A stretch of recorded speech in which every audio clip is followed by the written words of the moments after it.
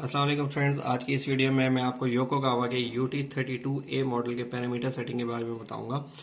सबसे पहले बात कर लेते हैं इसके डिस्प्ले के बारे में। सबसे ऊपर जो है इसके प्रोसेस वैल्यू शो हो रही होती है। नंबर 2 पे इसका सेट पॉइंट है जो कि हमने अपने मर्जी से सेट कर सकते हैं कि आपने अपने प्रोसेस को किस सेट पॉइंट के मुताबिक चलाना है। इसके बाद बटन्स की बात कर लेते हैं। तो इस सबसे पहले ये लेफ्ट साइड पे जो टॉप पे की है ये फंक्शन की है। फंक्शन की में को अगर हम प्रेस करेंगे तो इसमें हम इजीली इसकी शॉर्टकट की है और PID सेटिंग हम इससे इसकी कर सकते हैं। इसके अलावा इसमें एक पैरामीटर है OH का, जिससे हम अपनी जो आउटपुट है वो सेलेक्ट कर सकते हैं कि मैक्सिमम हमारी आउटपुट 100% रहे या इससे कम रहे।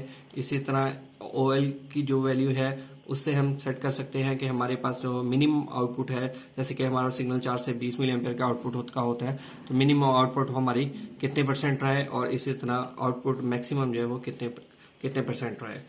इसी तरह हमने इसका एक्शन अगर सिलेक्ट करना है तो यहाँ पे हम इसके DR सिलेक्शन में आएंगे।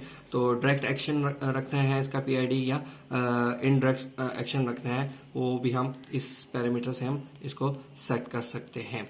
इसके अलावा हम इसके डिस्प्ले पे चले जाते हैं। डिस्प्ले की जो है वो आपको इसकी मेन की है, जो हम किसी भी फंक्शन में अगर मूव कर रहे हैं तो उसके बाद हमने वापसी आना है मेन डिस्प्ले पे, तो हम सिंपल डिस्प्ले का बटन प्रेस करेंगे तो हमारे पास मेन डिस्प्ले आ जाएगा। उसके बाद बात कर लेते हैं ऑटो एंड मैनुअल की। तो इस टाइम हमारा कंट्रोलर जो है वो मैनुअल पे है। अगर हमने इसको ऑटो मोड पे लेके जाना है तो हम इसको सिंपली एक दफ़ा प्रेस करेंगे तो ये ऑटो मोड पे ऑटोमेटिकली चला जाएगा। इसके बाद ये पैरामीटर सेटिंग है। अगर हम इसके पैरामीटर सेटिंग को कुछ सेकंड के लिए प्रेस करेंगे, 2 से 3 सेकंड के लिए, तो ये इसके पैरामीटर सेटिंग में चला जाएगा।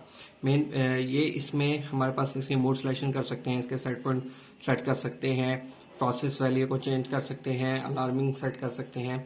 इसके अलावा इसकी ट्यूनिंग भी कर सकते हैं हम। यहाँ पे बहुत से पैरामीटर हमारे पास पैरामीटर सेटिंग में आ जाते हैं। वापसी हम डिस्प्ले का बटन दबा के मेन डिस्प्ले में आएंगे।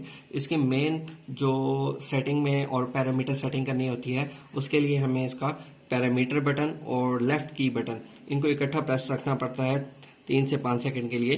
तो उसके बाद ये मेन इसकी सेटिंग जो है पैरामीटर की उसमें जाता है। एक सेटिंग है पैरामीटर के लिए और पैरामीटर प्लस लेफ्ट की को प्रेस करके इसकी मेन पैरामीटर सेटिंग में चला जाता है, जिसमें हम इसको एंटर करके इसकी PID सेटिंग कर सकते हैं। इसके अलावा मैं वापसी पैरामीटर का बटन दबा के वापसी आऊँगा और उसके बाद इसके प्रोसेस वैल्यू स्टार्ट कर सकते हैं। जैसे कि हमारे पास प्रोसेस वैल्यू में मैं एंटर करता हूँ कि हमारे पास इनपुट का सिग्नल जो है वो 1 से 5 वोल्ट का है, 4 से 20 मिली एम्पेयर का है, या मैंने RTD इसके साथ अटैच किया हुआ है, तो उसे हम इनपुट में जाके सेलेक्ट कर सकते हैं। इसी तरह इसमें मेन आउटपुट का है। इसमें हमने आउटपुट कौन सी रखनी है। अगर हमने आउटपुट इसकी 4 से 20 मिली एम्पेयर की चाहिए तो हम 0.02 सिलेक्शन करेंगे तो हमारे पास जो आउटपुट का सिग्नल आएगा उसमें 4 से 20 मिली एम्पेयर का आएगा। जो हमारे पास जब ये न्यू कंट्रोलर आते हैं तो उस टाइम इसकी सिलेक्शन करनी पड़ती है हमें 0.02 पे, अगर हमने इसकी आउटपुट 4 से 20 मिली एम्पेयर लेनी होती है। इसके बाद अलार्म की सेटिंग के बारे में बता दूं कि अगर हमने इसका अलार्म सेट करना है तो उसके लिए हम बैक पे आएंगे।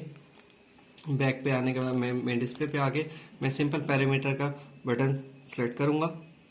अब यहाँ पे आके अगर हमने इसका अलार्म सेट करना है, एक अलार्म की वैल्यू आ रही है यहाँ पे अलार्म शो हो रहा है। यहाँ पे सेलेक्ट करेंगे तो यहाँ पे अलार्म यहाँ पे शो हो रहा है कि 0.01। ये अलार्म की सिलेक्शन है कि आपने अलार्म 1, 2, 3 जो है वो किस तरह का लेना है, ड्राई कॉन्टैक्ट लेना है या इसके अलावा किसी और कॉन्टैक्ट टाइप लेना है अलार्म, वो है। और अगर आपने इसके अलार्म की सेटिंग करनी है कि कितने हमारा जो सेट पॉइंट है कितने सेट पॉइंट पर वो अलार्म जनरेट हो, तो उसके लिए हमने इसके सेट पॉइंट पर आना पड़ेगा। ये इसका सेट पॉइंट है। ये पैरामीटर बटन को प्रेस करेंगे तो यहाँ पे सेट पॉइंट आ जाएगा। यहाँ पे इसको एंटर करेंगे, ये हमारा मेन सेट पॉइंट है। उसके बाद डाउन का बटन प्रेस करेंगे तो ये अलार्म 1 पे जो है हमारा कब जनरेट हो, जब हमारा सेट पॉइंट 75 हो तो उस पर ये अलार्म जनरेट होगा। मतलब कि हमने सेट पॉइंट में जाकर अपने अलार्म की सेटिंग को सेट करना है कि किस वैल्यू पर हमारा जो वो अलार्म है वो जनरेट हो, यानी कि हमारा जो ड्राई कॉन्टैक्ट है अलार्म 1 का वो जनरेट हो। तो उसके लिए हम सेट पॉइंट में जाके डाउन के बटन प्रेस करेंगे अलार्म 1 पे।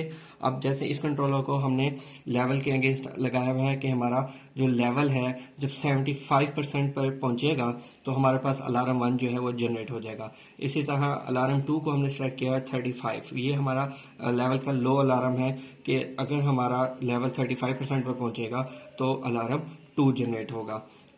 इसी तरह मिडिल लेवल है 60% पर अगर हमारा लेवल आएगा तो अलार्म 3 जनरेट होगा। इस तरीके से आप जो इस कंट्रोलर के लेवल हैं वो आप सेट कर सकते हैं। Thank you for watching this video. अल्लाह हाफिज़।